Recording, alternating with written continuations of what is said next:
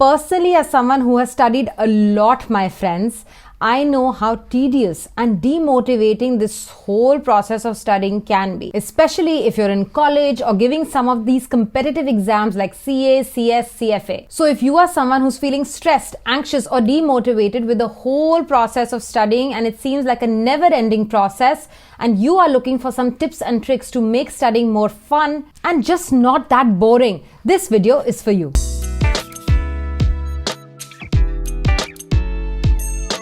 Hi my friends, my name is Mehar Sindhu Batra. I'm back with another video to help you accelerate your career. For those of you here for the first time, I'm a chartered accountant from India and an MBA from Imperial College London. And I know how much stress it can be to study for exam after exam, especially in your late teens or early 20s. And this video has been highly requested by all of you as per my YouTube poll. So I'm here at your service and let's begin. Please don't forget to subscribe to this channel and like and share this video with your friends if you find it useful.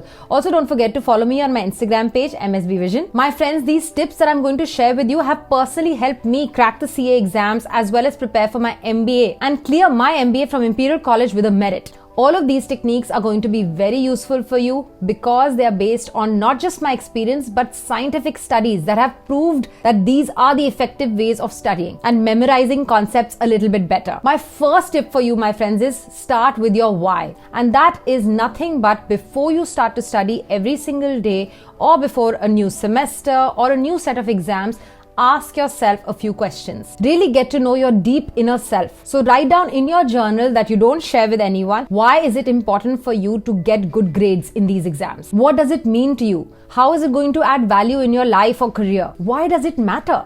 For example, in my diary personally, I had the words written, "Do it to make your parents proud, Mehar." And whenever I felt low or demotivated, I went back to my diary onto that page and reminded myself, this is why I started. This is why I'm studying. I'm grateful for having the opportunity to study this important topic or be a part of these prestigious exams. I know, my friends, it sounds corny, but trust me, it works. It's like a letter from you to you.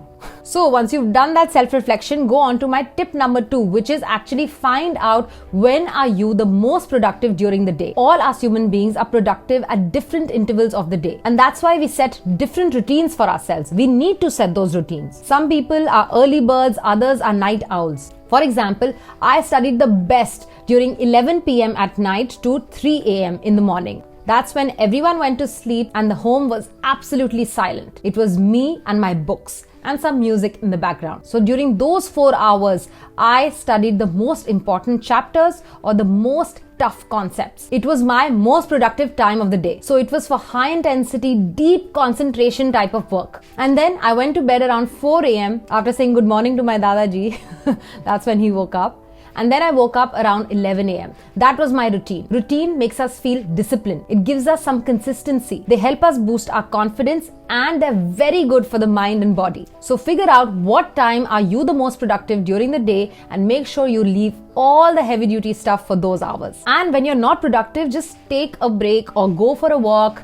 Take a snooze and just relax during that time. No point cramming information during the time we are not our best. Tip number 3, my friends, create a to-do list. If you've been following me for a while, you know I'm all about making lists and being organized with the things that I need to get done. I really swear by them. It's nothing but a list of things you need to get done during the day.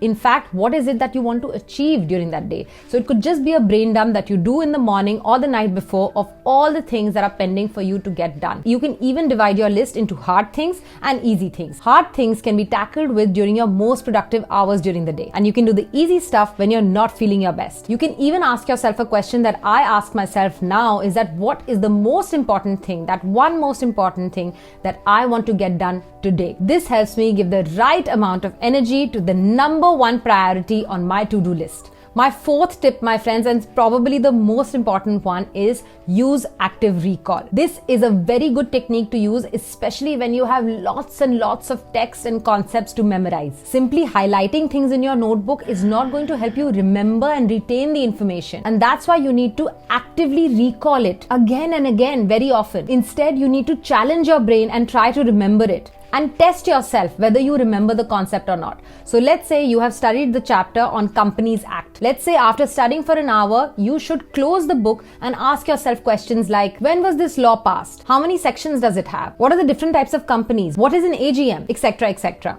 That way, you're challenging yourself and putting yourself to test on all the important concepts that you have just read through. So don't study passively by just highlighting or making notes and not putting your brain to its full use. Challenge yourself again and again. My fifth tip is, my friends, use Pomodoro technique and take enough breaks. So what exactly is the Pomodoro technique? This is a way of keeping yourself focused. It means you need to study in intervals of 25 minutes or one Pomodoro and then take a break for 5 minutes. During those 25 minutes, you don't do anything else. You're free of distractions and you're completely focused and in your zone. After the 5-minute break, you start another Pomodoro timer for 25 minutes. You repeat that, take a break, and then repeat it again until you're able to sit for longer Pomodoros. So it could be 25 minutes to 45 minutes to 1 hour, whatever works for you. In your 5-minute break, you can go to the other room, talk to your family, talk to a friend, eat something, stretch your body, watch something funny, and drink enough water. And after the 5 minutes are up, go back to your desk and start your next Pomodoro. Tip number 6 is make studying fun. Why does studying have to be boring? Why can't we teach these concepts to ourselves the way we want it to be taught? So mix it up for yourself. Use colorful highlighters, use flashcards, my personal favorites. Use post-it notes, use different types of notebooks and sketch pens. Sing to yourself, talk to yourself, record audio notes about important concepts. Think of funny ways to memorize important stuff. Ask your family members to quiz you. Create a quiz for yourself. My dad used to do this a lot. I prepared lots and lots of flashcards of all the boring concepts of my syllabus. And then my dad used to ask me those flashcards as question and answer. And then he would make 2 piles. One pile for the questions that I remembered the answers to, and one pile that I did not remember so much. So then I would go back and revise the flashcards that I did not remember at all. So that way, again, it was a routine, it was a thing we did, and we made it fun. The whole process was more engaging. My 7th tip is, my friends, spaced repetition. Studying is not about mugging up 100% of the concepts or 100% of the syllabus.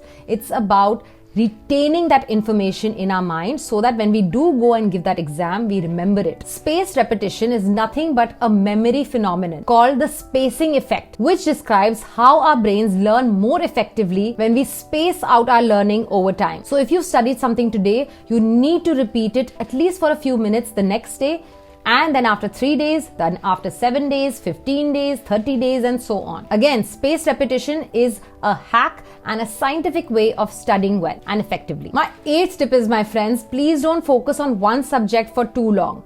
You know what happens when we are studying the same thing for hours at a stretch? We start to get bored, we start yawning, and eventually we get burnt out. And in fact, if we give too much attention to one subject or one concept, we'll completely ignore the other concepts or other subjects.